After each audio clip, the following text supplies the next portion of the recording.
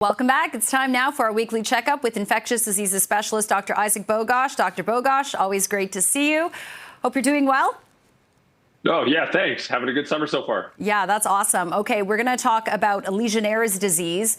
We can get to the meaning of the name later, but recent reports from the Middlesex London Health Unit indicate over 40 confirmed cases, including, unfortunately, one fatality. And it's all concentrated within like a 6K radius on London's southeast side. So what are the most effective rapid response strategies for identifying and controlling the source of such Legionella outbreaks in our municipal water systems?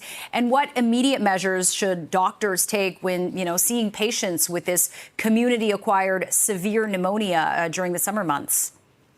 Yeah, so as you point out, there's an outbreak of Legionella in London. This is a bacterial infection.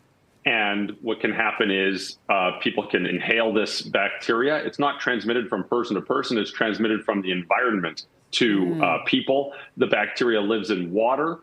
Sometimes in soil, and sometimes the bacteria can contaminate water supplies like air conditioning, water towers, and people can inhale it and they can get rather sick. It can cause a severe pneumonia.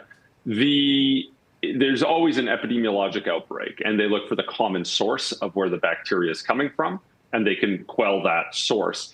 When people come to the hospital with a pneumonia, regardless of what type of pneumonia it is, we put people on antibiotics, and we start antibiotics even before we know what kind of pneumonia people have.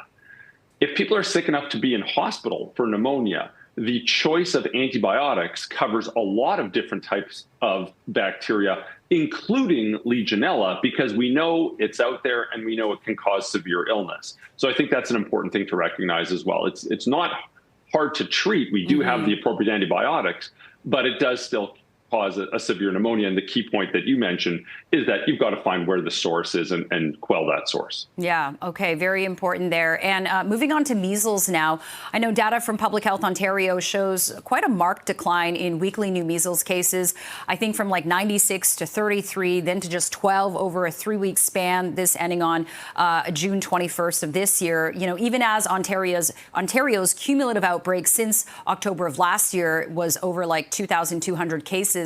So what interventions or shifts in vaccine coverage are likely driving this recent downturn? And do you think that this could signal that herd immunity is finally being achieved in those affected regions?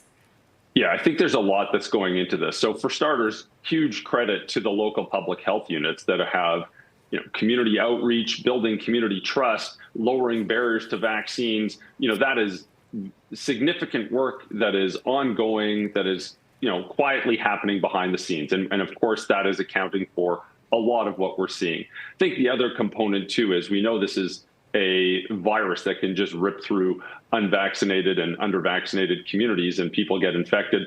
They recover from this infection, and then they're immune to it. So we can't ignore that 2,000 or 2,200 people have been infected and recovered from the virus, and you just have fewer susceptible hosts because of vaccination programs, but also because the virus has spread. And it's wonderful to see this slowing down. It's wonderful to see that there's fewer and fewer cases.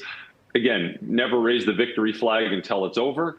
And there's still ongoing efforts to ensure that everyone has timely access to routine childhood immunizations like the MMR vaccine, typically given in the first year of life, decades of safety data, decades of data showing how effective it truly is in blocking measles infection and transmission.